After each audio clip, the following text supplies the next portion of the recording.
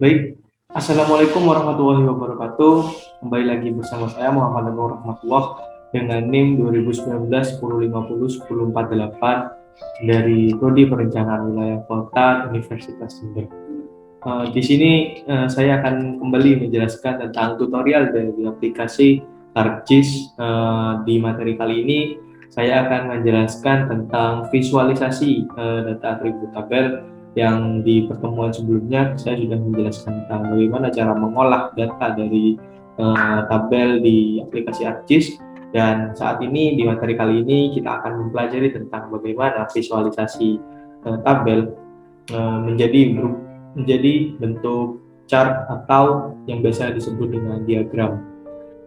Baik, langsung saja kita menuju ke aplikasi ArcGIS-nya yang sini sudah terbuka. Jadi yang pertama kita harus lakukan yaitu kita harus memasukkan SMP yang kemarin kita sudah olah, yaitu yang sudah berisi dengan SD, SMP, SMA, dan sebagainya ke dalam layer kita yang ada di aplikasi ArcGIS ini. Kalau kalian belum mencoba, silahkan kalian bisa tonton video sebelumnya untuk bagaimana sih cara mengolah data tabel dari aplikasi ArcGIS. Langsung saja kita masukkan folder yang sudah kita konekkan tadi, dan kita masukkan shape file yang telah kita buat sebelumnya. Di sini saya mengambil kecamatan Ambulu yang ada di Kabupaten Jember. Kita drag atau kita geser ke layer sini. Dan ini merupakan tampilan dari shape file yang sudah kita masukkan ke dalam layer ArcGIS. Bisa kita lihat di sini, ini merupakan kecamatan-kecamatan yang ada seperti kecamatan di kelurahan-kelurahan yang ada di kecamatan Ambulu, ada kelurahan Karanganyar, kelurahan Ambulu, kelurahan Sabra, Sumberjo, dan lain sebagainya. Lalu yang pertama-tama kita harus lakukan yaitu kita harus merubah terlebih dahulu bentuk dari layer kita. Sebagaimana terlihat di sini, kita melihat bahwa peta yang ada di sini ini dalam bentuk full. Kita mau merubah layer kita menjadi bentuk kertas yang siap untuk dicetak, karena biasanya peta sendiri kan itu dicetak. Jadi yang harus kita lakukan, kita klik di sini di pojok bawah kanan, pojok bawah kiri itu ada tulisan layout view, kita klik di sana. Kita klik. Nah, ini merupakan tampilan ketika kita sudah mengklik layout view. Jadi ini merupakan tampilan dari peta yang siap kita cetak. Bisa dilihat di sini petanya itu berbentuk satu kertas full. Satu kertas full yang berbentuk dalam posisi portrait. Nah, bisa kita lihat di sini di garis ini, garis putus-putus ini merupakan bentuk dari frame atau bingkai dari peta kita, sedangkan garis hitam yang ada di luar yang tidak putus-putus ini merupakan garis batas dari kertas kita. Jadi apabila kita melebihi petanya, melebihi dari garis batas ini, maka peta yang di sini tidak akan tercetak. Jadi yang kita harus lakukan yaitu kita harus menyesuaikan dengan kertas yang ada pada ArcGIS ini. Lalu fungsi dari tombol kotak-kotak yang ada di pojok atas, pojok bawah, dan kiri kanan ini merupakan tombol untuk membesar atau memperkecilkan dari ukuran peta kita atau layer kita. Kita bisa membuatnya lebih besar atau kita bisa membuatnya lebih kecil. Kita membuatnya bisa lebih lebar atau kita bisa membuatnya lebih sempit, menyesuaikan dari bentuk kertas kita. Lalu biasanya yang peta dicetak dalam bentuk landscape. Lalu bagaimana cara kita untuk mengaturnya? Cara kita mengaturnya yaitu dengan cara kita klik file di sini, lalu kita pilih pick and print setup. Nah, di sini sudah muncul pop-up atau tampilan di sini berupa pick and print setup. Di sini karena saya menggunakan Microsoft XPS Document Printer, jadi kita langsung tentukan di sini saja. Untuk size dari papernya kita bisa lihat di sini, biasanya peta itu dicetak dalam bentuk A3 ataupun A4. Tetapi untuk materi kali ini kita menggunakan dari A4 saja. Nah, lalu peta juga biasanya berbentuk landscape. Jadi kita harus rubah terlebih dahulu ke dalam bentuk landscape. Kita klik di sini landscape, lalu kita klik OK. Nah, ini merupakan tampilan peta yang sudah kita klik tadi. Nah, ini bagaimana apabila ada yang melebihi, seperti yang sudah saya bilang tadi, apabila ada peta yang melebihi dari garis kertas kita, maka peta tersebut tidak akan dicetak. Maka yang harus kita lakukan yaitu kita memperkecil terlebih dahulu layer dari peta ini agar bisa masuk sepenuhnya ke dalam kertas kita. Jadi kita klik di sini, kita kecilkan. Nah, apabila sudah mengecil seperti ini, nah ini otomatis peta yang ada di sini akan terlihat jelas di dalam peta. Lalu di sini masih ada bagian-bagian peta yang terpotong karena layout dari peta kita itu terlalu kecil. Jadi yang harus kita lakukan yaitu kita zoom in atau zoom out dengan ikon yang ada di sini. Di sini ada zoom in, ada zoom out, dan ada pen untuk mengatur tata letak dari peta kita. Jadi yang harus kita lakukan lebih mudahnya kita menggunakan fixed zoom in atau fixed zoom out. Jadi kita klik di sini fixed zoom out. Nah, ini merupakan tampilan peta kita. Lalu kita atur dengan zoom in. Jadi kita paskan peta kita sehingga pas dalam peta kita. Nah, ini seperti ini.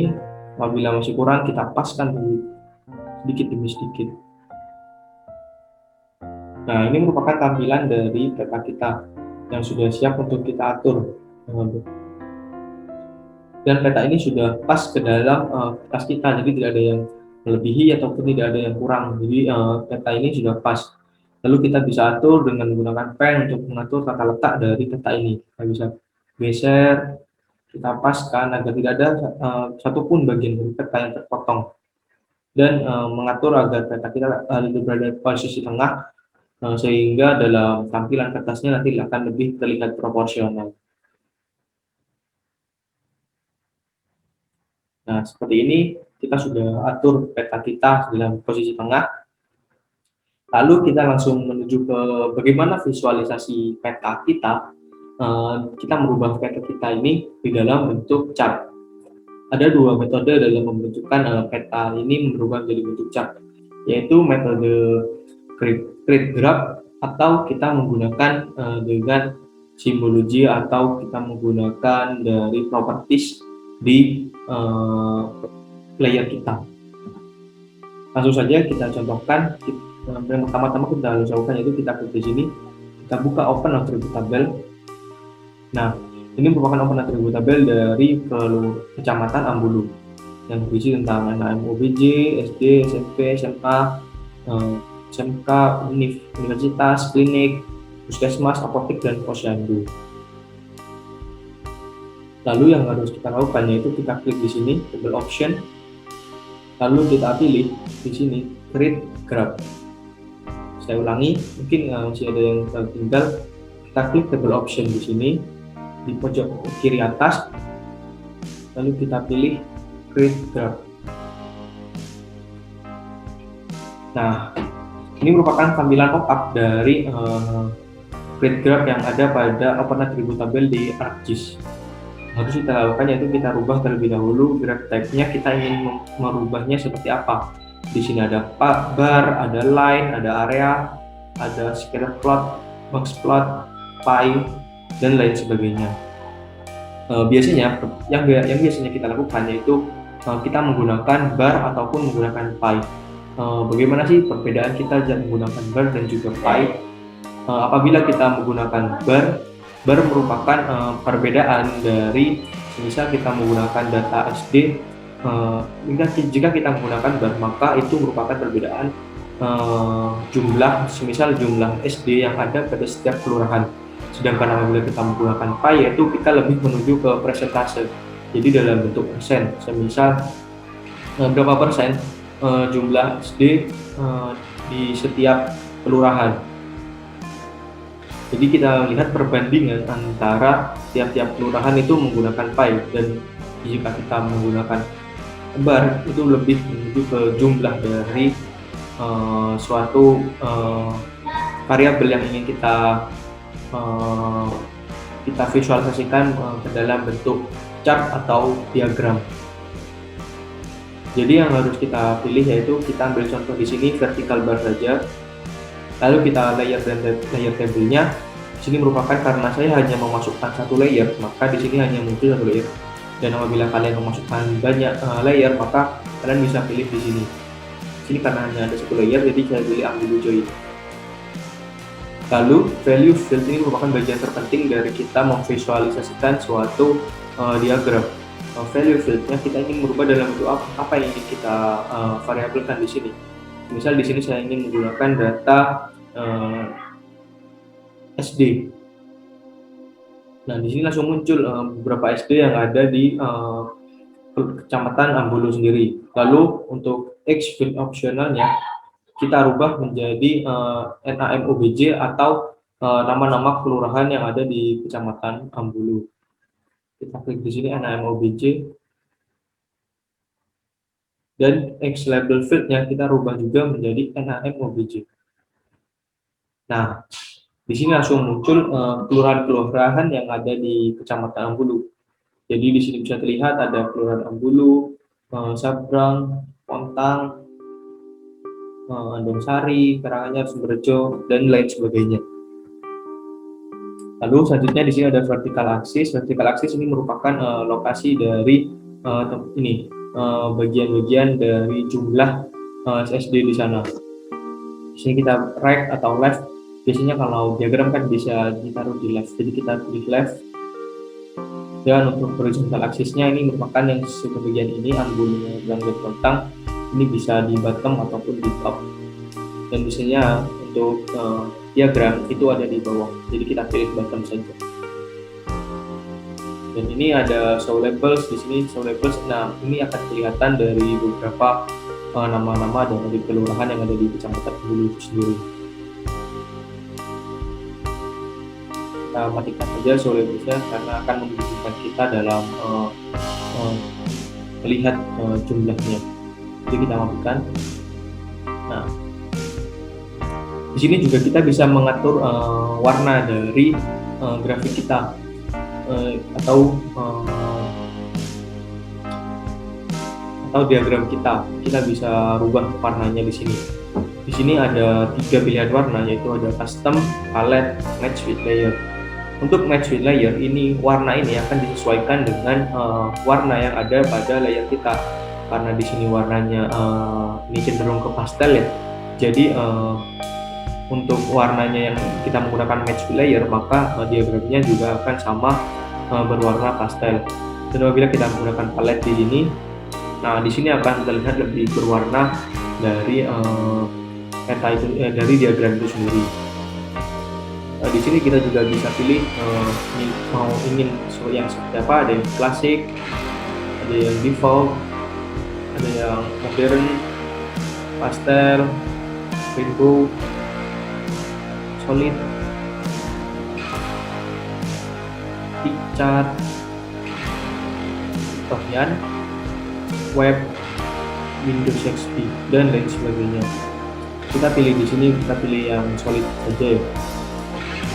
Juga lebih memudahkan kita dalam menganalisis dari diagram kita ini. Lalu untuk di sini selanjutnya ada bar style. Bar style sendiri merupakan bagaimana perubahan dari bentuk dari bar kita. Ada rectangle, ada piramid, ada ellipse, ada arrow, dan lain sebagainya. Untuk di sini kita menggunakan rectangle saja untuk memudahkan kita dalam menganalisis dari grafik atau diagram yang ingin kita buat.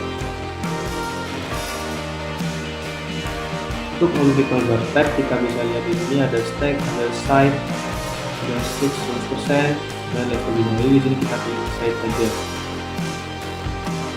Bar size ini tidak usah diatur, ini merupakan default saja. Lalu kita selanjutnya yang harus dilakukan, kita klik next di sini. Kita klik next. Nah, di sini merupakan general graph properties atau judul dari bagan ataupun diagram yang ingin kita buat. Di sini kita contoh, kita klik di sini jumlah fasilitas pendidikan SD. Nah, lalu di sini untuk diagram sendiri kan ada footer. Footer merupakan bagian bawah dari diagram kita. Biasanya dalam diagram kita jika kita berhubungan dengan diagram maka akan berhubungan dengan sumber. Maka kita bisa klik di sini, yaitu kita ketik di sini sumber, karena ini merupakan sumber dari BPS maka kita pilih BPS. Karena tahun ini baru 2019 jadi kita 2019. Nah, untuk pilihan di sini kita bisa pilih view. Jadi ini lebih tampilan 3 dimensi atau tidak. Dan graph legend-nya untuk memudahkan kita biasanya kita matikan. Jadi kita bisa matikan di sini graph legend-nya. Jadi di sini lebih memudahkan kita dalam menganalisis suatu diagram itu. Dan untuk axis properties-nya kita bisa ubah di sini untuk titelnya. Misal nih di left sini sudah benar untuk SD, di right sama untuk SD, dan di bottom ini masih berupa NAMOBJ, padahal di sini merupakan nama dari kelurahan. Jadi kita pilih di sini nama kelurahan.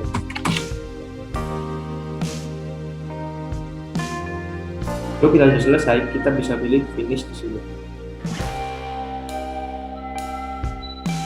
Nah, ini merupakan tampilan apabila kita sudah mengklik finish dari grafik yang sudah kita buat tadi. Jadi kita bisa lihat di sini ini merupakan grafik dari atribut tabel ataupun data SD yang ada pada Kecamatan Ambulu. Yang harus kita lakukan selanjutnya itu agar jumlah ini bisa masuk ke dalam laporan kita dalam bentuk Word ataupun ke dalam peta ini, kita bisa klik kanan di sini, klik kanan, lalu bisa identify, print, duplicate, copy as graphic, add to layout, dan sebagainya. Untuk copy as graphic ini kalian bisa langsung mengkopinya ke dalam bentuk Word atau dalam laporan kalian, atau kalian bisa ekspor. Di sini ekspor ini bisa dalam bentuk JPG, PDF, dan lain sebagainya. Di sini bisa ada flex, GIF, JPG, PCX, PDF, PNG, dan lain sebagainya.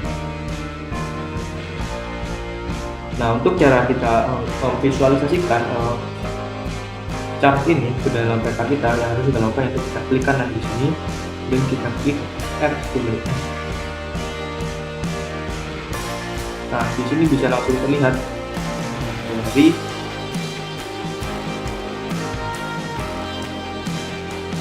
dari tampilan dari jumlah fasilitas SD yang sudah kita masukkan tadi. Jadi kita bisa langsung mengisikan di sini.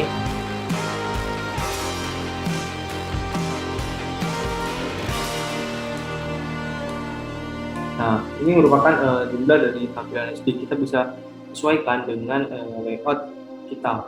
Kita bisa kecilkan di sini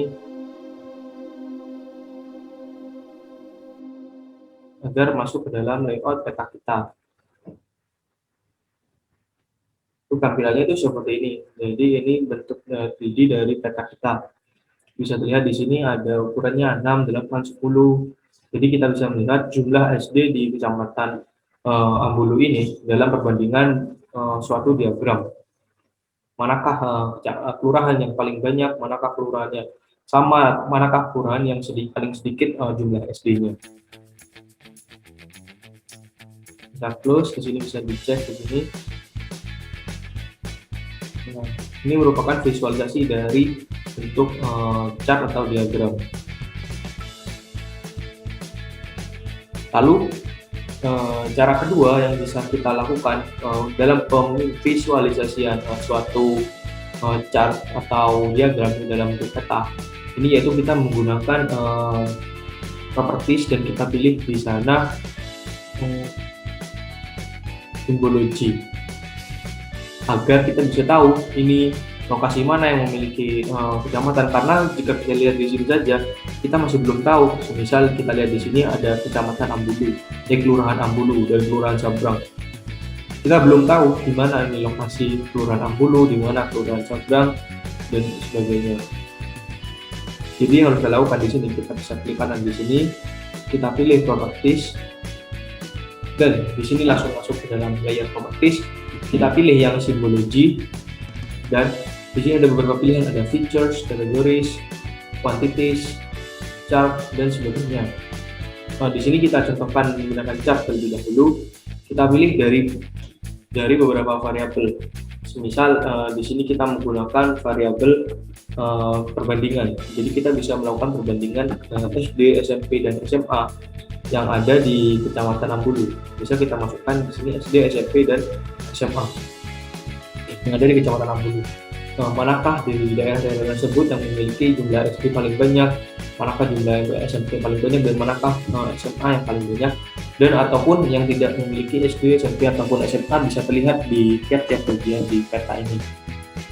Untuk color theme-nya kita bisa pilih di sini, kita bisa sesuaikan dengan kesukaan kita. Misal kita pilih warna biru, atau birunya kita ambil contoh di sini warna ungu. Kalau sudah, kita bisa langsung klik di sini. Kita terlebih dahulu pilih kita ingin merubahnya dalam bentuk bar, stack, atau pie. Kita ambil contoh di sini pie terlebih dahulu ya. Kita bisa rubah di sini, kita klik OK. Nah, ini sudah terlihat perbandingan dari jumlah SD, SMP, dan SMA. Kita bisa lihat di sini ungu tua itu SD, ungu muda itu SMA, dan untuk ungu yang paling muda itu merupakan SMP. Kita bisa lihat di sini perbandingan antara beberapa kecamatan yang ada di beberapa kelurahan yang ada di Kecamatan Ambulu itu sendiri. Atau kita bisa rubah ke dalam bentuk bar. Kita bisa pilih, lalu kita klik OK lagi.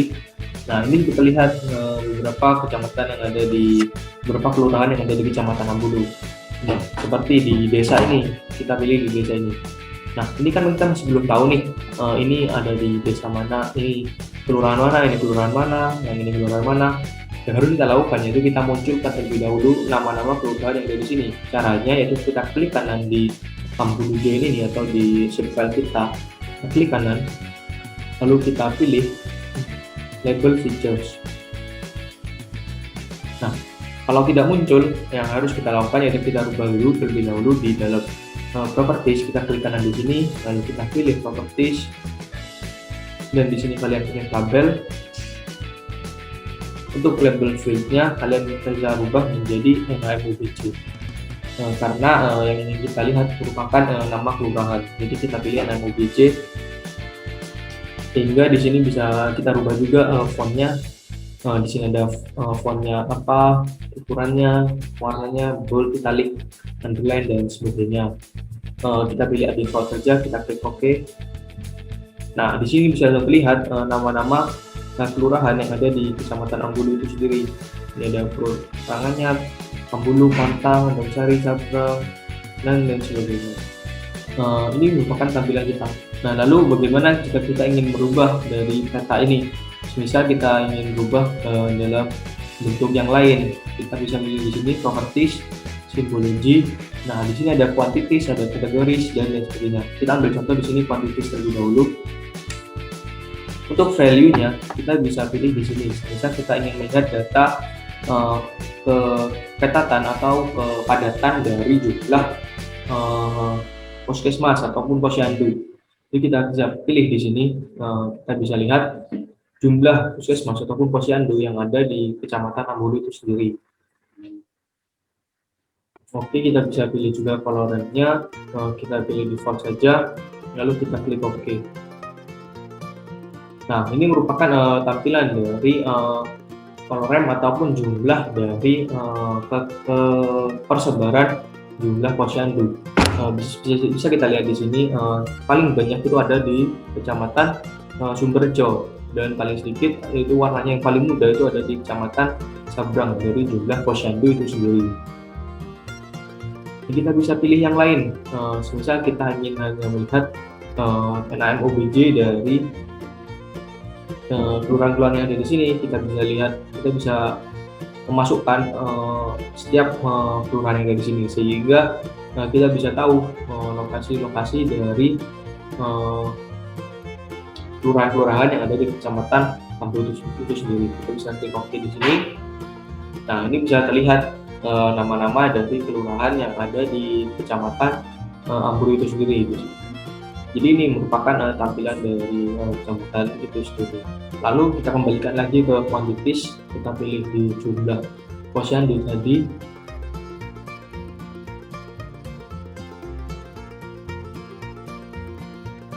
Kita klik OK saja. Nah, ini kan kita masih bingung nih, ini jumlahnya ada berapa, ini ada berapa. Agar kita bisa memasukkan layer ini ke dalam terbentuk kertas kita, caranya yaitu kita bisa pilih di sini di insert, kita pilih legend, lalu kita klik next, agenda, kita klik next lagi, kita klik next dan next, lalu kita klik finish.